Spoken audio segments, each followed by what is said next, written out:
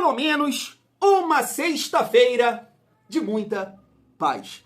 Salve, salve, família vascaína! No momento que estou gravando esse vídeo, 1h da tarde, boa tarde, uma excelente sexta-feira. Posso compartilhar aqui um pensamento? Não tem nada a ver, nada, com o jogo de ontem. Não vai chamar o Thiagão de Nutella, iludido, não tem nada a ver. Mas é um questionamento sobre a vida. Poxa, acontece com tanta gente, por que não comigo? Por que não com você? Eu até compartilhei esse pensamento com a galera do grupo de membros ontem. É muito mais um sonho do que uma coisa concreta, uma realidade. Você sabe? Você tá me entendendo esse pensamento aqui poético? Poxa, família, 5 vitórias seguidas do Vasco no Campeonato Brasileiro. Loucura? Galo, Santos, Juventude, Corinthians e Sport. Até porque, nessa sequência no Campeonato Brasileiro, eu vou incluir aqui o 6º jogo, o Ceará, são times aqui, ó, na minha opinião. Jogo fora, jogo em casa, e aí leva o favoritismo, entendeu? O favoritismo, melhor dizendo. Sempre o time que joga em casa, na minha opinião, né, é favorito a vencer a partida. Esses 6 jogos, pau a pau. Porque depois o Vasco tem 3 partidas após essa sequência que, olha, Flamengo, Cruzeiro e Palmeiras. Então, assim, como eu disse, acontece com tanta gente, por favor, eu tenho esse sonho, 5 vitórias consecutivas. Não custa nada sonhar. Mas, né, realmente o Vasco tem que ajustar algumas coisas, principalmente na parte defensiva. Nesse sentido, família, nessa resenha, eu quero trazer aqui uma análise da galera do programa de ontem, né, o Troca de Passes. Tava por lá o Alex, Mansur, a galera que trabalhou no jogo, né, o Jader Rocha, Paulo Nunes e o PC, né, Vasconcelos, falando um pouco sobre essa partida, né, eles exaltam ali o Coutinho, o Nuno, o trabalho do Diniz, o primeiro tempo, mas toca nessa questão defensiva pra gente debater aqui. Além disso, a gente tem aqui algumas informações sobre o Ryan. O Vasco trabalha sim com a possibilidade de não liberar o atleta para o Mundial, perfeito o Vascão, mas tá aparecendo aí um cara lá das Arábias querendo levar o nosso cria. E aí me preocupa um pouco, família. Eu sei que o planejamento de carreira, imagino, né, do Ryan não é por aí. O Ryan deve querer jogar nos grandes palcos, né, da Europa. Mas, família, pega o caso aí do Marcos Leonardo, que por mês leva 8 contos. 8 milhões. Então, sei lá, né? Ryan é novo, de repente quer fazer ali, né, um papel. Preocupa, aí tem que ficar o principal jogador no comando de ataque. Além disso, vamos falar aqui um pouco sobre o Coutinho, o Piton, e apareceu o nome do zagueiro que o Lucas Pedrosa levantou ontem à noite. A gente vai debater também aqui sobre esse nome, família vascaína. Ou seja, tem muita, mas muita resenha nesse sexto. Agora, aquela força para o Thiagão. Se inscreve no canal, deixa o like, ativa o sininho, comenta e hypa o vídeo que ajuda demais. Se você quiser também comprar aquela camisa, andar trajadão, a nossa camisa do Vascão, o Vasco em Família tem uma parceria com Fute Fanatics, é isso mesmo. Todos os links das camisas do Vasco vão estar aqui no primeiro comentário fixado. Comprando uma camisa no link do canal Vasco em Família, vai estar fortalecendo demais também. Junto? Vamos seguir a nossa resenha e rapidamente comentar aqui, ó, sobre o Barros. Tá aí, ó, Cauã Barros retorna ao Vasco e acerta renovação até o fim de 2027. Emprestado ao América Mineiro durante o primeiro semestre deste ano, Barros se destacou e teve o retorno ao Vasco concluído nesta semana. Depois de realizar exames e resolver os detalhes burocráticos, o volante iniciou os treinos junto com o elenco no CT Moacir Barbosa. Então tá aí, família. Eu levanto aqui um debate, né, em relação a esse setor, né, de meio campo, que com a bola eu achei, né, no dia de ontem perfeito, tá? Jair e Tietê jogaram muita bola, assim como o Coutinho um pouco mais abaixo em comparação a esses dois, né? Porque o Tietê foi coroado com um gol e o Jair quase, né, também acertou uma sapatada, né, de fora da área. O Jair que não é muito de chutar, né, mas acabou arriscando ali, foi um bom chute. Jogaram muito os dois. Mas sem a bola a gente, né, enxerga uma fragilidade, principalmente ali no segundo tempo, né? Quando o CSA apertou um pouquinho, sem tanto recurso, sem tanta qualidade, né, o Vasco sofreu um pouco. A gente vai comentar sobre isso com a análise da galera lá do programa Troca de Passes. Então, assim, o Barros é mais uma opção opção, um jogador que pode trazer uma dinâmica, uma força pela sua juventude. Espero que chegue com moral, né, com confiança para ajudar, porque estava jogando no América Mineiro, mas o ponto que eu quero chegar, família, no jogo de ontem eu fiquei pensando isso, né, porque acabou entrando ali o Thiago Mendes no meio campo, no final, na reta final entra o Matheus Carvalho, e eu fiquei assim pensando, até falei com meu pai estava aqui assistindo o jogo comigo, eu falei assim, cara, o que aconteceu com o Paulinho? Isso não é estranho, família? O cara agora é a última opção. Que parada assim surreal, cara. O cara que jogou tanta bola em 2023, que fez uma falta, né, na nossa cabeça em 24. Esse ano o cara é a última opção. Aí é o ponto. De repente vai ficar atrás até do Barros. Que é isso, né? Que loucura, família vascaína. Seguindo aqui a nossa resenha, poxa, deixa eu levantar essa história aqui também, né, bem bacana, em relação ao Brian, né, camisa 10 do CSA, bate bem na bola, hein? Ele tem visão de jogo, de repente aí vai pegar um time de Série B, se o CSA não subir, né, ele tem qualidade, eu vi até uma página já pedindo ele no Vasco, né, poxa, família, assim, eu entendo, né, por exemplo, o Matheus Carvalho veio do Náutico que estava na Série D, né, mas cara, nessa faixa de campo assim é complicado, mas tem recurso, tem qualidade.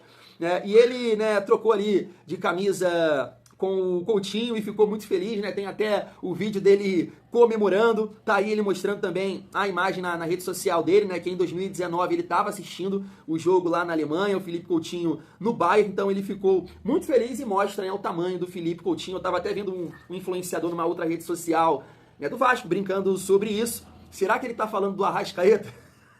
Cara, Coutinho é gigante. Eu assumo, né, que fiquei muito tempo, né, no clube dos passadores de pano do Coutinho esse ano. Eu sou muito fã, eu gosto muito dele, mas, né, venho cobrando, né, do Felipe Coutinho. A postura dele ali contra o Mirassol não foi bacana, no meu modo de ver, né, não gostei, achei um cara muito apático, né, frio no jogo, e ontem não, né, totalmente diferente. Por mais que não foi a partida, assim como eu acho que foi contra o São Paulo, apesar dele não ter feito gol, como fez ontem, mas foi uma partida de mais movimentação, de intensidade. O próprio Jader Rocha, na transmissão, fala sobre isso. Poxa, o Coutinho tá diferente, tá participando, tá encostando, tá se movimentando, então é isso. Né? É a partir desse comportamento que a gente quer, né? O Felipe Coutinho seguindo, performando, e aí é aquilo, família.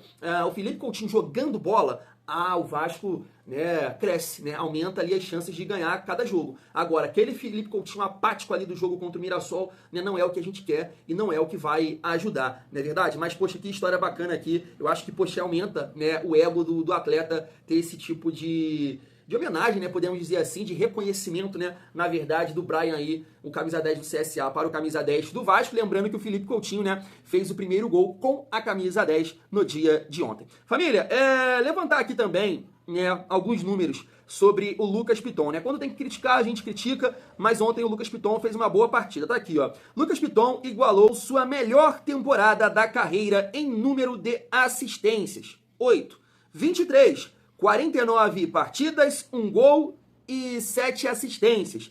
24, 52 partidas, 6 gols e 8 assistências. 2025, 38 partidas e 8 assistências.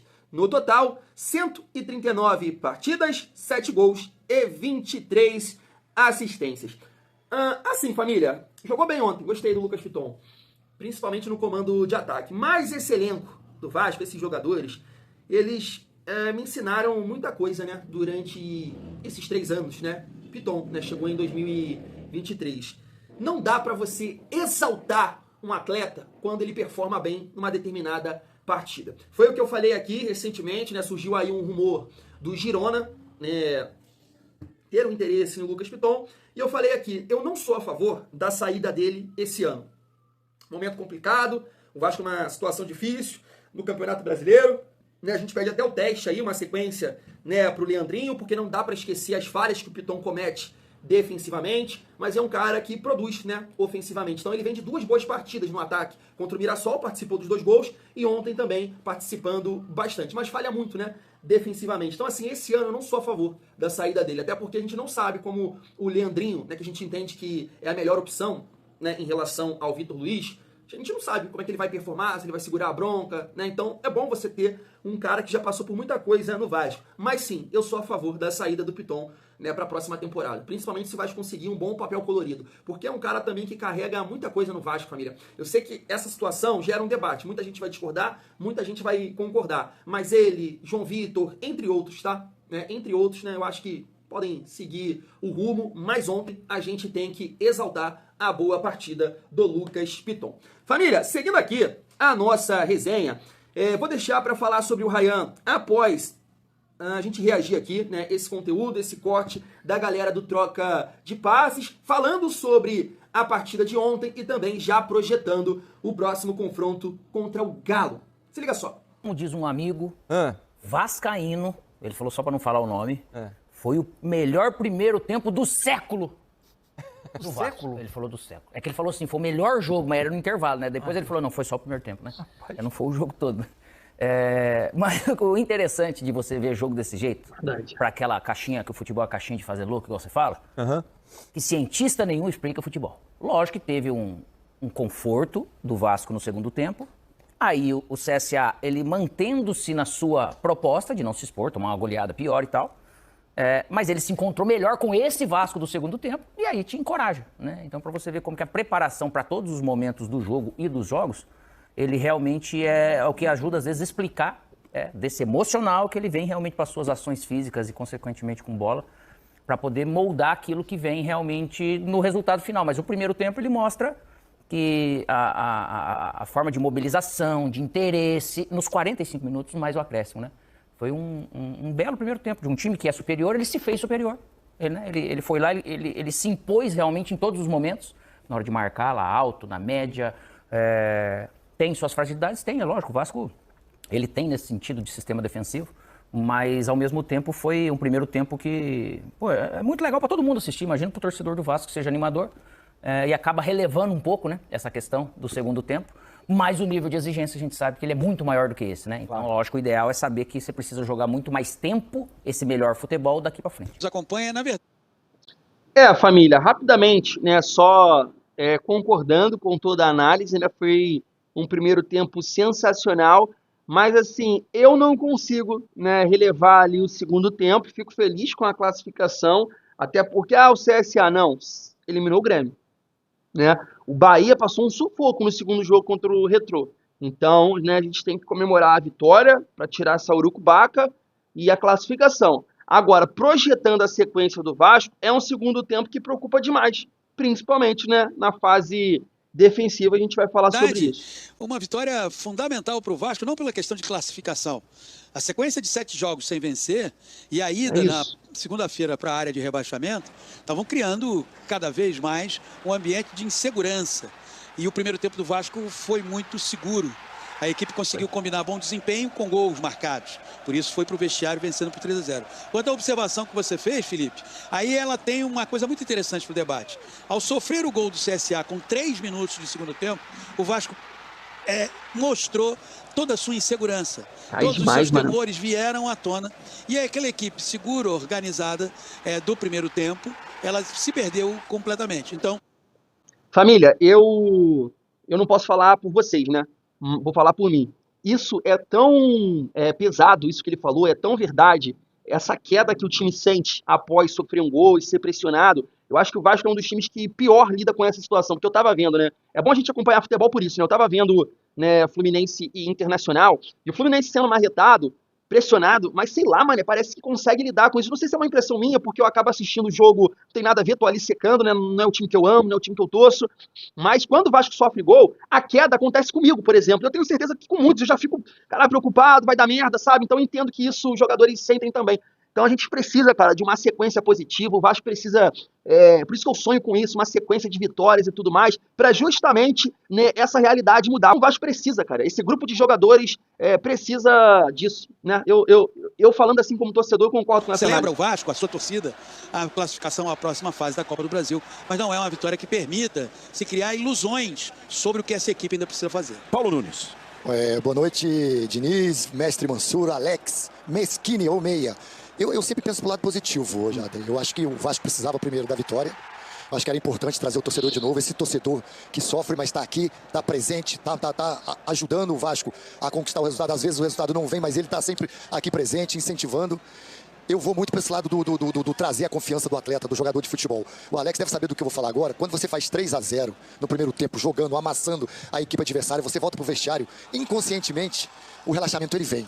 É óbvio que dentro do segundo tempo você tem que retomar de novo, ter essa retomada, né, do volume, da força, da agressividade. Mas aí entra essa questão que o PC trouxe. O Vasco perde a confiança, porque o torcedor também fica ressabiado. O torcedor parou de cantar, o torcedor sentiu. O gol silenciou, exatamente. Né? Então, o histórico recomenda também. É isso. E aí o jogador ele sente dentro do campo, né? Essa pressão volta de novo.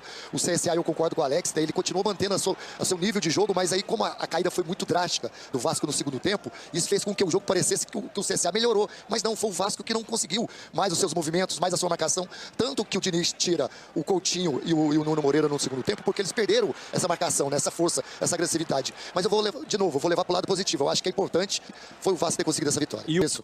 A estrutura desse time, ela passa muito pelo nível de desempenho do Nuno e do Coutinho. Até fazendo um paralelo, me parece que no pacote de contratações que o Vasco fez na temporada passada e essa, o Nuno Moreira tem sido o jogador que tem dado as respostas mais favoráveis pela onipresença em campo e pela versatilidade, a qualificação na troca de passes. Jada Diniz, Mansur e Alex, e eu tô com o Mansur, eu escutei o Mansur falando, e eu vi isso muito aqui no jogo de hoje. O Vasco tem uma dificuldade na marcação. O Vasco pegando equipes que vão marcar pressão, que vão fazer essa marcação mais dentro do campo lá do setor defensivo do Vasco. Primeiro, ele tem dificuldade na construção. Tanto que o Hugo Moura entrou hoje para fazer essa construção, mas não é o forte do Hugo Moura. O Hugo Moura não é o André que o Diniz tinha no Fluminense. E também na marcação, muitas bolas entravam nas costas. E de defesa sobe. Exatamente, e a bola entrando nas costas, e esses zagueiros que o Vasco teve hoje não conseguem correr com velocidade para trás. Então é uma dificuldade que o Diniz com certeza vai ter que ajustar nessa marcação. Ainda mais se pensar que pro final de semana deve ter Rony, Hulk e Coelho aí, né? Provavelmente se o Atlético jogar com todos os titulares, é um ataque rápido, né? Para enfrentar essa defesa do Vasco. Tá aí. Família, pegando essa visão final do PC sobre o Coutinho e o Nuno, e o Paulo Nunes sobre o sistema defensivo do Vasco, eu vou pegar esses dois ganchos, né, pra gente encerrar aqui o nosso vídeo falando sobre o Ryan e também o zagueiro que o Vasco está buscando aí no mercado europeu. Família, concordo com o PC que a criatividade do Vasco, ela passa pelo Coutinho, pelo Nuno, mas a gente precisa complementar, né, essa visão também pelo Tietê. O Tietê tá jogando muita bola, é um cara hoje que faz, né, o segundo homem de meio campo, mas dá pra dizer também que ele é um armador do Vasco. Ontem, né, encostou, pisou na área, fez um golaço, então o Tietê é um cara que tá contribuindo muito, né, assim como o Jair no jogo de ontem, porque o Vasco teve a bola, então os dois volantes participaram muito, né, das jogadas ofensivas, então para complementar. Além disso, né, como eu falei com vocês no jogo... no pós-jogo de ontem, o principal jogador no comando de ataque não se chama Verratti. Eu sei que tem muitos, né, que vão discordar de mim, porque guardam essa memória afetiva do Verratti. E sim, né, no presente, né, a gente projetando, né, a temporada, a gente entende sim que o Verratti vai marcar gols, vai ser importante, mas neste momento o principal jogador do Vasco se chama Ryan. Eu tenho um pensamento polêmico em relação a isso. O Diniz não vai, né, propor essa mudança. Mas você olhando todos os jogadores do Vasco, todo mundo cansado, quem tem que ficar em campo? Ryan. Ele é o principal. Ele é a referência hoje no comando de ataque do Vasco. É ele que tem que ficar. Entre Verratti cansado e Ryan, saca o Verratti. Isso é o certo. Isso é o justo a se fazer. Ah, mas no Verratti nada. O Verratti morto não contribui com nada. Tá? Não contribui com nada. Absolutamente nada. O Ryan ainda tem um chute, o Ryan ainda tem uma tabela, o Ryan tem mais qualidade técnica e tá vivendo um bom momento. Porque quando você utiliza o discurso do gol, o Vasco não consegue ganhar sem os gols do Verratti. Não, você tem que levantar o nome do Ryan também. Por exemplo, tá aqui essa estatística. O Ryan hoje tá na artilharia, é um dos artilheiros da Copa do Brasil e marcou gol em todas as fases da competição. Assim como o Verratti no ano passado. Então, se você pegar o trabalho do Diniz, ou até antes mesmo, né, a vitória, o Vasco tem pouquíssimas vitórias, eu não sabia disso. Eu acho que chegou a sua 13ª vitória com o jogo de ontem, né? Então você pega aqui rapidamente, o Ryan meteu gol na vitória sobre o Nova Iguaçu, Sport, Melgar, São Paulo, CSA, né? Teve mais gols aí do Ryan, com certeza que eu não lembro, assim como fez contra o Internacional. Então esse papo que o Vasco só depende do Verratti para marcar os gols, não, isso é uma mentira, pô. O Ryan está marcando os gols. O Ryan está fazendo os gols. E ele é importantíssimo. As principais jogadas do Vasco no comando de ataque, a maioria sai no pé canhoto dele, no pé esquerdo dele, cortando, batendo, arrancando, dando tapa na frente. O Ryan é o principal jogador do Vasco. O Diniz deveria reconhecer isso, tá? Deveria reconhecer isso. Repito, entre o Verratti cansado e o Ryan cansado em campo, eu fico com o Ryan nesse momento. Tudo pode mudar, né, pro futuro. Para os próximos jogos. Nesse momento, o Ryan é o principal jogador no comando de ataque do Vasco. E aí, família, por esse motivo, tá aqui, ó. A diretoria do Vasco vai solicitar à CBF que Ryan não seja convocado para o Mundial Sub-20. Isso é importantíssimo, não dá para perder, né, o principal jogador para o Mundial Sub-20. Entendo que, de repente, o staff, né, os empresários, o próprio Ryan gostariam de participar dessa competição, mas perder o Ryan não dá. O Vasco não pode perder o Ryan. E aí, família, a gente traz outra informação aqui, que é essa, ó, do Ben Jacobs. Ryan está na mira do Al Ahly, da Arábia Saudita. O técnico Matias pediu a contratação do jovem. O time árabe está considerando realizar uma oferta ao Vasco. Assim como perder o Ryan para o Sub-20 e vender o Ryan nesse momento, família, não dá para pensar nisso, né? O Thiagão aqui analisando, você pode discordar, principal jogador do Vasco nesse momento, principalmente no comando de ataque. Porque a gente tem o Léo Jardim como referência na defesa, excelente goleiro, mas, né, o Tite muito bem no meio campo, mas no comando de ataque é o nosso melhor jogador. Então você imagina você vender o seu melhor jogador nesse momento. Não dá, né? Eu sei que a galera lá da Arábia, né, tem muito papel, mas o Vasco tem que tentar segurar o Ryan até o final do ano, família. É assim, dessa forma. E aí, para finalizar o nosso vídeo, pegando o gancho do Paulo Nunes, que eu concordo plenamente, né? O Vasco marca muito mal, a defesa não passa confiança nenhuma, com muita dificuldade, né? Com esse facão ontem do CSA, cedendo alguns espaços, e foi o que o Felipe Diniz falou, né? Você imagina você ceder os espaços pro Hulk, pro Coelho, né, o Rony, né, aí complica, né? E é esse nível que a gente vai enfrentar tanto na Copa do Brasil quanto no Campeonato Brasileiro. Então, nesse sentido, família, ontem a gente destacou aqui essa informação do Lucas Pedrosa e tá aqui uma informação do Carlos Berbet. O Vasco está em negociações com o zagueiro colombiano Carlos Cuesta, de 26 anos. Tá aqui, ó. Clube turco estaria disposto a negociar Carlos Cuesta, cotado no Vasco. Tá aqui também, né, o Matheus Gilbert destacando essa informação, né, dizendo que o jogador titular da seleção colombiana, foi comprado pelo Galatasaray em janeiro, mas não se adaptou. E o clube turco está disposto a negociar o jogador. E aqui, né, o Carlos Berbet destacando a informação, provavelmente, né, do Pedrosa, mas o Pedrosa não trouxe o nome, né? E o Carlos Berbet, tá dizendo que é o Carlos Cuesta. E assim, família, porque eu acho que, né, bate, né, com a informação do Pedrosa, porque ele disse que era um jogador de força física, de boa velocidade, não tão alto, né? E o Carlos Cuesta tem 1,79 m. A minha altura, eu não acho assim um tamanho, né, não é alto, né, para zagueiro, né, 1,79 m. Mas tá aqui, ó, jogador de 26 anos, 1,79 m, zagueiro, colombiano, com passagens, né, revelado pelo Atlético Nacional da Colômbia, Genk, né, no futebol da Bélgica, e foi comprado recentemente pelo Galatasaray. Sim, o Vasco recentemente, né, fez algumas contratações do futebol turco, né, Serginho, Lloyd, mas diferente desses dois atletas, esse aqui joga num grande clube, né, da Turquia, que é o Galatasaray. Então, é um ponto positivo? Pode ser, porque o Lloyd jogava no Antalyaspor, né, e, cara, o Serginho também, eu não lembro o time que o Serginho jogava lá. Mas ele tem contrato, família, até o meio de 2028, tá aí. Em relação à seleção colombiana, que o Matheus Gilbert citou que ele é titular, família, ele foi titular na maioria dos jogos na Copa América, eu tô mostrando aí pra vocês, mas nas eliminatórias, nos jogos, né, que a Colômbia fez, o último jogo foi no dia 11/6, né, contra a Argentina. Ele não esteve no plantel. Então a última partida dele como titular na seleção colombiana foi no dia 26/3 de 2025. Então, assim, é um jogador que tem várias partidas como titular da Colômbia, mas pelos números ali, né, da Transmarkt, não é um titular absoluto, mas vira e mexe tá jogando sim. E aqui, né, pelo Galatasaray, né, ele não jogou bastante, teve algumas lesões também, então o Vasco tem que observar isso. Em 13 partidas no campeonato da Liga Nacional, né, ele foi apenas titular em 4 jogos. Família, não conheço o atleta, ainda não consegui acompanhar aqui os lances, os vídeos dele, vou pesquisar agora e de repente no próximo vídeo, né, a gente traz, mas, né, a gente fica com essa...